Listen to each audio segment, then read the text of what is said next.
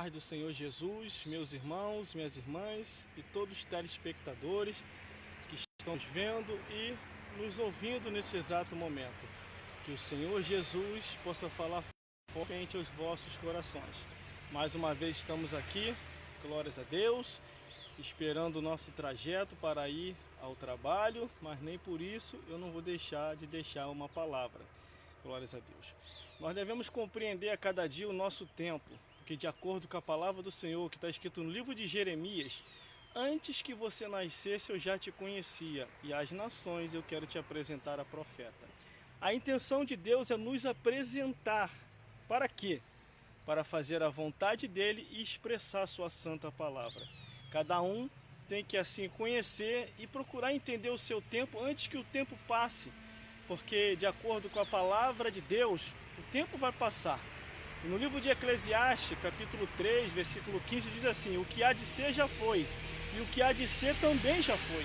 E Deus pede conta do tempo que passou. Então esse recado vai direto para os dirigentes de igreja, os homens e mulheres de Deus que compreenderam o seu chamado.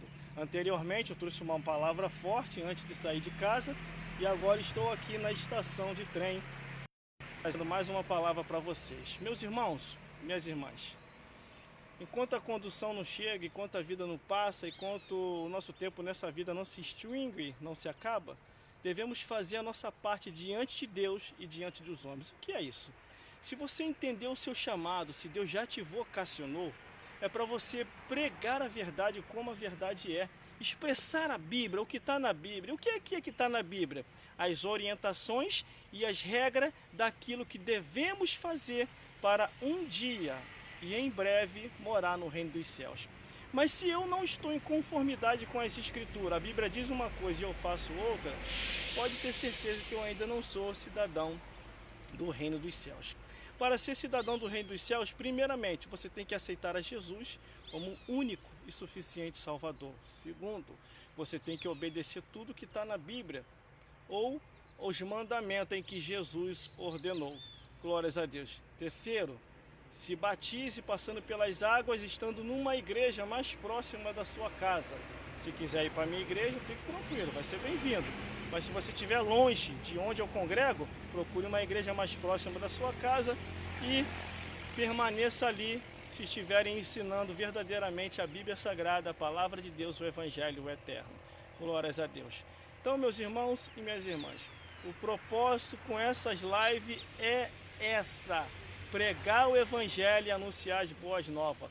Você que tem essa ferramenta na sua mão, você que está nas redes sociais, mídias sociais, e ainda não sabe como utilizar, e não sabe nem como se comportar, faça que nem eu. Glórias a Deus. Abra a Bíblia e comece a pregar, comece a anunciar. Mas, irmão, eu não sei pregar direito. Não sabe pregar? Pelo menos lê então o Salmo 23, o Senhor meu pastor, nada me faltará. O Salmo 91, aquele que habita no esconderijo do Altíssimo. Salmo 148, toda a natureza louvando a Deus. Mateus 4, onde o diabo dá uma de pregador. Por isso que nós devemos pregar a palavra de Deus, para que o povo possa compreender em qual caminho eles estão. Se estão no caminho de Deus ou se estão no caminho de Satanás. Qual é o caminho que você está seguindo? É o caminho do céu ou é o caminho do inferno? Porque para ir para os céus, você tem que estar em obediência à palavra de Deus. Se você não tiver em obediência à palavra de Deus, pode ter certeza, os teus passos são para queimar no fogo do inferno. E isso não é julgamento da minha parte, é um julgamento que vem da parte de Deus. E que julgamento é esse? Salmos 9, Salmos capítulo 9, para você compreender melhor, Salmos capítulo 9, versículo 17. Os ímpios serão lançados no inferno e todas as nações que se esquecerem de Deus. Mateus capítulo 23, versículo 33. Como escapareis da condenação do inferno? A Bíblia diz, a palavra de Deus, que Jesus Cristo é o caminho, a verdade e a vida. Ninguém vai ao Pai a não ser através de Jesus. Então não adianta você pegar caminhos paralelos ou pegar outros tipos de caminho a não ser o caminho de Cristo, porque o próprio Jesus falou que ele é a porta. E para ir para o céu, tem que entrar por ele. Por isso você precisa aceitar a Jesus como o único suficiente Salvador. Por que, meu irmão, eu tenho que aceitar Jesus? Porque a vida passa. Olha só.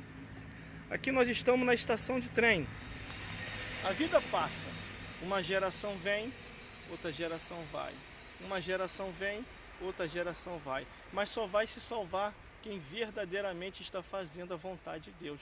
Se você não estiver fazendo a vontade de Deus, não se ilude. Pare de ficar olhando para a vida dos outros.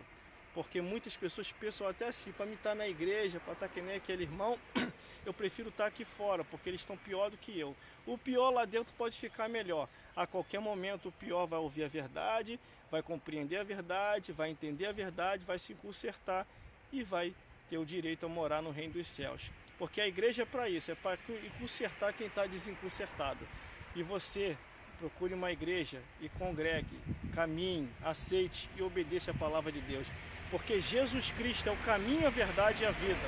E ninguém vai para o céu a não ser através de Jesus. E que o Espírito Santo possa falar mais forte aos vossos corações. Aceite a Jesus como o único suficiente Salvador. Mais uma vez eu declaro, aceite a Jesus como o único suficiente Salvador. Aceite a Jesus Cristo como o único e suficiente Salvador. E que o Espírito Santo possa falar mais forte aos vossos corações.